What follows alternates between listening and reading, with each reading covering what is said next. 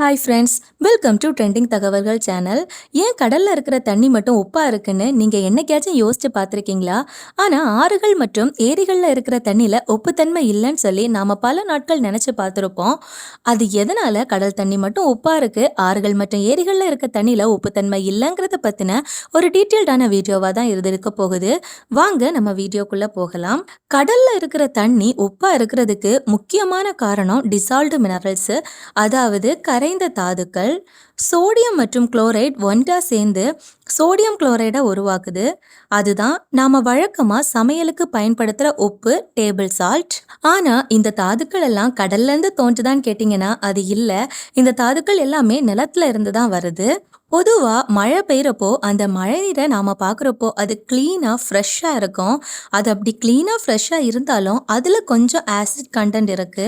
எப்படி இந்த மழை தண்ணியில ஆசிட் கண்டென்ட் இருக்குன்னு பாத்தீங்கன்னா, அந்த மழை தண்ணி அட்மாஸ்பியர்ல இருக்கிற கார்பன் டை ஆக்சைடை அப்சார்ப் பண்ணுது.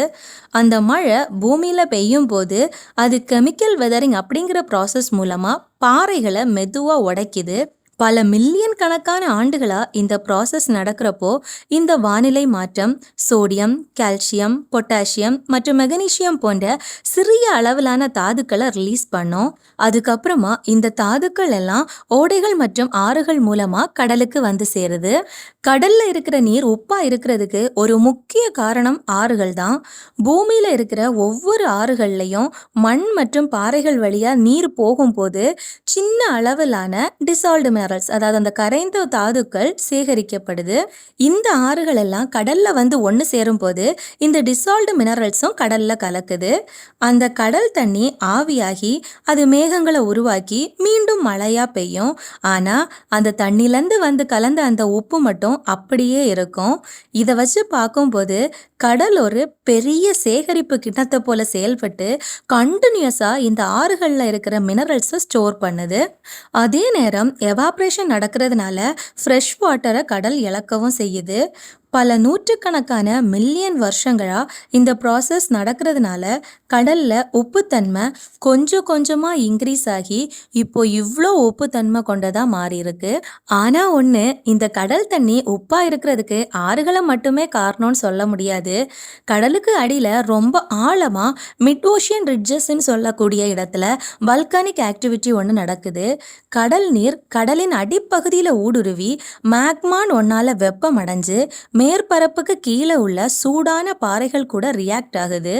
இந்த ப்ராசஸ் நடக்கும்போது கொஞ்சம் மினரல்ஸ் தண்ணியில் ஆட் ஆகுது, கொஞ்சம் மினரல்ஸ் ரிமூவ் ஆகுது. இந்த சூடான கனிம வளம் நிறைஞ்ச தண்ணி ஹைட்ரோ தெர்மல் வென்ஸ் வழியா கடலுக்குள்ள வந்துகிட்டே இருக்கும். ஆக்சுவலா கடலுக்கு அடியில தான் இந்த ஹைட்ரோ தெர்மல் வென்ஸ் இருக்கும். அது ஒரு சின்ன ஓட்டை மாதிரி இருக்கும். அந்த வென்ஸை பார்க்கறதுக்கு அண்டர் வாட்டர் சிம்னிஸ் மாதிரியும் இருக்கும். ஆனா அது குளோபல் சிஸ்டமோட ஒரு பார்ட். அது தொடர்ந்து கடல் தண்ணியை ரீசைக்கிள் அண்ட் மாடிஃபை பண்ணிட்டே இருக்கிறதுனால கடல் தண்ணியோட உப்பு தன்மையை மெயின்டைன் பண்ணிக்கிட்டே இருக்கும்.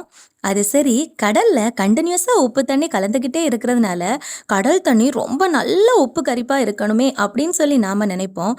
ஆனா இப்போ வரைக்கும் நாம தாங்க முடியாத அளவுக்கு ஏன் கடல் தண்ணி அவ்வளோ உப்பா மாறலன்னு சொல்லி நீங்க யோசிக்கலாம்.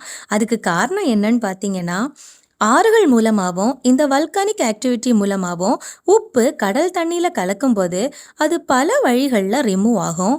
சில கடல் உயிரினங்கள் அதோட ஷெல்ஸ் மற்றும் எலும்பு கூடுகளை உருவாக்குறதுக்கு இந்த டிசால்வ்டு மினரல்ஸை பயன்படுத்துது. இந்த உயிரினங்கள் எல்லாம் செத்து போகும்போது அதோட எச்சங்கள் கடலோட அடிப்பகுதியில் மூழ்கி அது செடிமெண்ட்ரி ராக்கோட ஒரு பார்ட்டாக மாறுது. அது மில்லியன் கணக்கான ஆண்டுகளா உப்பை லாக் பண்ணி வைக்குது. இந்த இயற்கையான செயல்முறைகள் தான் காலப்போக்கில் கடல் தண்ணியோட உப்புத்தன்மையை அதிகரிக்கிறத தடுத்து உப்புத்தன்மையை ஒரு ஸ்டேபிளான ரேஞ்சுக்கு வச்சிருக்க ஹெல்ப் பண்ணுது. இன்னொரு இன்ட்ரெஸ்டிங்கான விஷயம் ஒன்று இருக்கு. அது என்னன்னு பார்த்தீங்கன்னா, கடல் தண்ணி எல்லா இடத்துலையும் ஒரே மாதிரியான உப்புத்தன்மையாக இருக்காது. அது இடம், காலநிலை மற்றும் கடல் சுழற்சியை பொறுத்து மாறுபடும். வெப்பமான வறண்ட பகுதிகளில் மழைப்பொழிவு கம்மியாகவும் எவாப்ரேஷன் அதிகமாகவும் இருக்கிறப்போ அந்த இடத்துல இருக்கிற கடல் தண்ணி ரொம்ப உப்பாக இருக்கும். இதுக்கு ஆப்போசிட்டா நல்ல மழை பெய்ற ஆறுகள் பக்கத்துலலாம் இருக்கிற இடத்துல கடல் தண்ணியோட உப்புத்தன்மை கம்மியா இருக்கும். ஃபார் எக்ஸாம்பிள்க்கு கடலை விட டெட் சீல இருக்கிற தண்ணி நல்ல உப்புத்தன்மை கொண்டதா இருக்கும். ஏன்னா அதுக்கு எந்த ஒரு அவுட்லெட்டுமே கிடையாது. தண்ணி உள்ள வருது, பட் எவாப்ரேஷன் மூலமா மட்டும் தான் தண்ணி வெளியேறுது. அதனால நிறைய உப்பை விட்டு செல்லுது. அதெல்லாம் சரி, கடல் தண்ணி ஏன் உப்பா இருக்குன்னு நாம பார்த்துட்டோம். ஆனா ஏரிகள் மற்றும் ஆறுகள்ல இருக்க தண்ணி மட்டும் ஏன் உப்பா இல்லைன்னு நாம இப்ப பார்க்கலாம். ஏரிகளும் ஆறுகளும் மழைப்பொழிவு மற்றும் ஓடைகளால கண்டினியூஸா ரிஃப்ரெஷ் ஆகிக்கிட்டே இருக்கும். அது மட்டும் இல்லாம அதுக்கு அவுட்லெட்ஸ் இருக்கிறதால அது தண்ணியையும் டிசால்வ்டு மினரல்ஸையும் அவுட்லெட்ஸ் மூலமா வெளியேற்றும். அதனால தான் ஏரிகள் மற்றும் ஆறுகள்ல இருக்கிற தண்ணியில உப்பு கரிக்கல. கடல் பல பில்லியன் வருஷங்களா உப்பு கலெக்ட் பண்ணிக்கிட்டே இருக்கு. பூமியில உள்ள கிட்டத்தட்ட எல்லா மேற்பரப்பு நீருக்கும் கடல் தான் ஒரு ஃபைனல் டெஸ்டினேஷனாகவும் இருக்கு.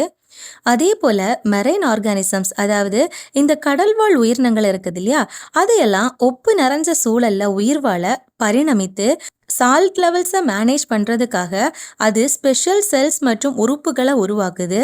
அதே மாதிரி நம்ம மனித ரத்தத்துல கூட கடல் நீரை போல சால்ட் கான்சென்ட்ரேஷன் இருக்கு. இது கடலுடனான நம்மளோட ஆழமான பரிணாம தொடர்பை குறிக்குது. ஸோ நெக்ஸ்ட் டைம் கடல் காட்டுல நீங்க போய் உப்புத்தன்மையை ஃபீல் பண்றப்போ அது பல பில்லியன் கணக்கான வருஷங்களா கிரக செயல்முறைகள் எல்லாம் ஒன்று சேர்ந்து செயல்படுறதோட விளைவை தான் நாம அனுபவிக்கிறோம் அப்படிங்கிறத நினைவில் வச்சுக்கோங்க. இவ்வளோதாங்க. உங்களுக்கு கடல் தண்ணியா உப்பா இருக்கு, ஆனா ஆறுகள் மற்றும் ஏரிகள்ல இருக்க தண்ணியில ஏன் உப்புத்தன்மை இல்லைங்கிறது ரொம்ப சூப்பரா புரிஞ்சிருக்கும்னு நம்புறேன். இதே மாதிரி மேலும் பல டீட்டெயில்டான இன்ஃபர்மேஷன்ஸ் தெரிஞ்சுக்கிறதுக்கு என்னோட சேனலை சப்ஸ்கிரைப் பண்ணி வச்சுக்கோங்க. தேங்க்யூ. பை.